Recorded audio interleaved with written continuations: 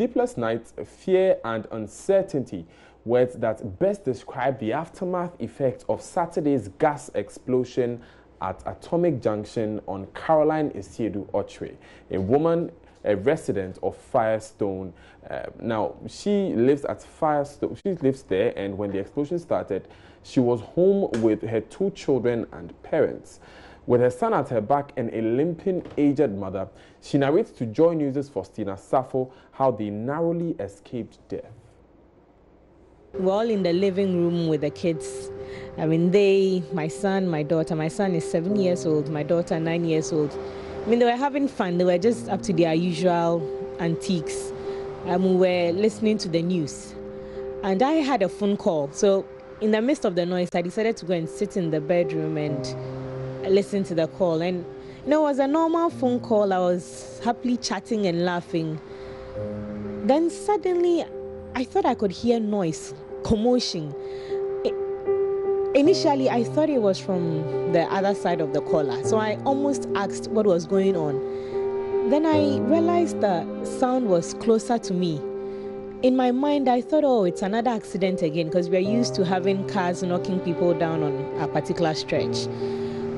I remember I got up and looked out of the window casually, really, expecting to see somebody had been knocked down. So initially I looked on the streets to see who had been knocked down.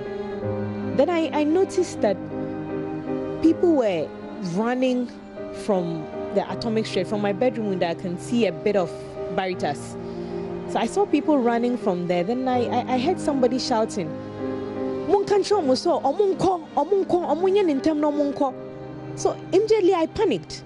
Then I realized that people were also running under my building on my side. So I quickly shouted out, what is happening? What is going on? Initially, there was no response. And then somebody shouted, gas leakage. That is when it dawned on me that there was a strong smell of gas in the atmosphere. I mean, I don't know how I flew out of the bedroom, but I managed to fly out of the bedroom and shouted to my mom, to everybody, come on, let's go, let's run out, let's go. How we went out of the house, I don't know. But we came out of the gates, and a few people were there, including my dad. We shouted out as well, so he was also there. But then it didn't really look like much of a fire. So my first instinct was to call the fire service. And thankfully, a few weeks before, we had the fire service safety officers coming over to take us through some training. I called the fire service emergency line, Adenta emergency line, and it wasn't going through. I tried a second time, it wasn't going through. And I was getting irritated, and everybody around was saying, yeah, this is Ghana. Then we hadn't realized the danger that we were really in. Then I called a colleague of mine who was also in that training. I was saying to him, oh, there's a fire. I've been thinking it's somewhere around Presec, but can you call the fire service line? Just when I was talking to him, we heard a loud bang. And I tried grabbing my son, but he can't. He can't stand loud sounds. He would either just cover his ears and just stand there. But this time around, he slipped out of my grasp and wrapped himself. I didn't know where he had passed. The young girl who was with me quickly carried my daughter, and along with my mom, we all ran around the corner. There's an optician's, and that's where I found my son, and he had wrapped himself around the metal pole, just there. And I was calling him, trying to grab onto him, and, obviously he didn't know what was happening, but he was scared and he wouldn't let go. It took a while for me to actually yank him out, and at this time I could see the fire coming. So I yanked him off, and in the process, people were running past me. So in the process, I had to jump down from the height and keep on running. I could see my mom and the other lady with my daughter behind her back. We just ran towards the direction of Zongo Junction. Then at some point, I realized my mom was nowhere near me. So I shouted to the girl and my daughter to just stand there. I mean, I really didn't know what I was telling them, but I turned around and my son almost falling off my back.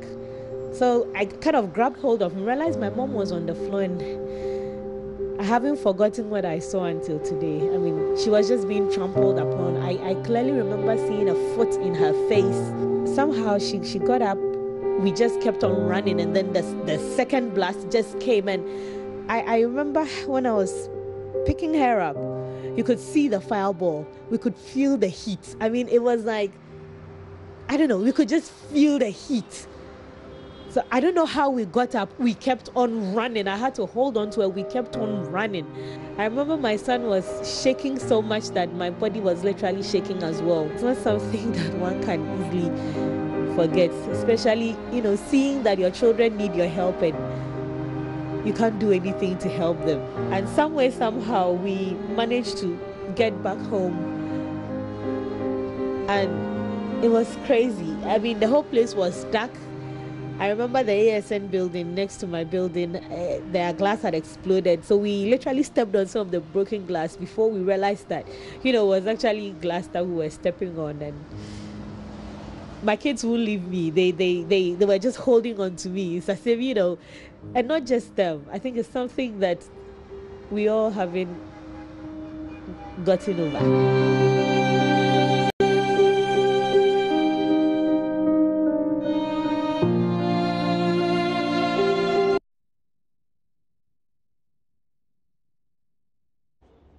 Well, that was indeed a moving story. Our condolences to all those who lost family members and everyone who has been wounded after this unfortunate incident. Now, government has acted.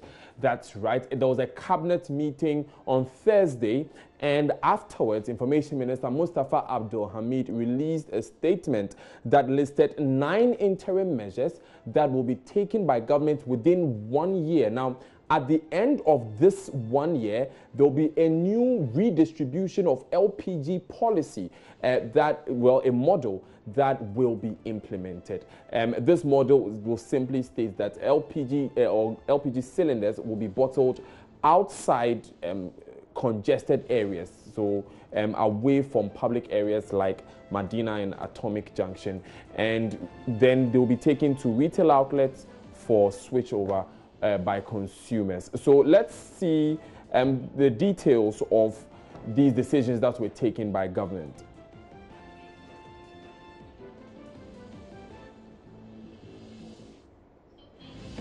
Okay, so what you're seeing right now is a graphical representation of the natural disasters that have occurred across the country.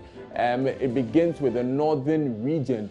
Bole in the northern region saw a gas explosion that caused 6 deaths in the year 2016. That is last year.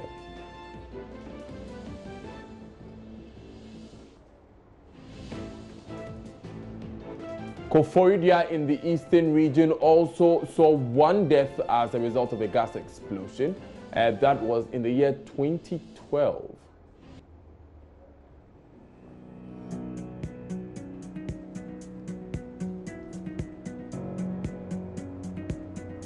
And the Krobo Girls Senior High School in the Eastern Region also had a gas explosion in the year 2013. Thankfully, there was no death as a result of this one.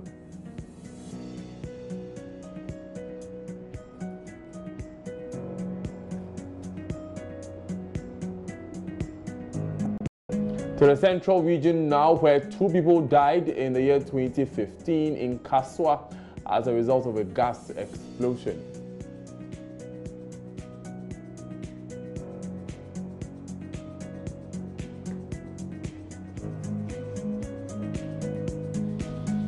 Winneba in the Central Region also had 7 people dead in 2009 as a result of a gas explosion.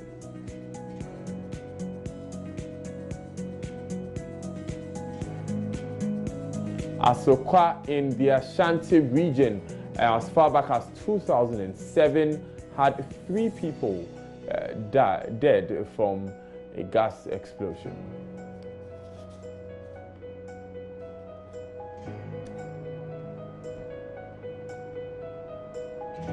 Also in the Ashanti region, Kumasi had a gas explosion having 2 deaths in the year 2015.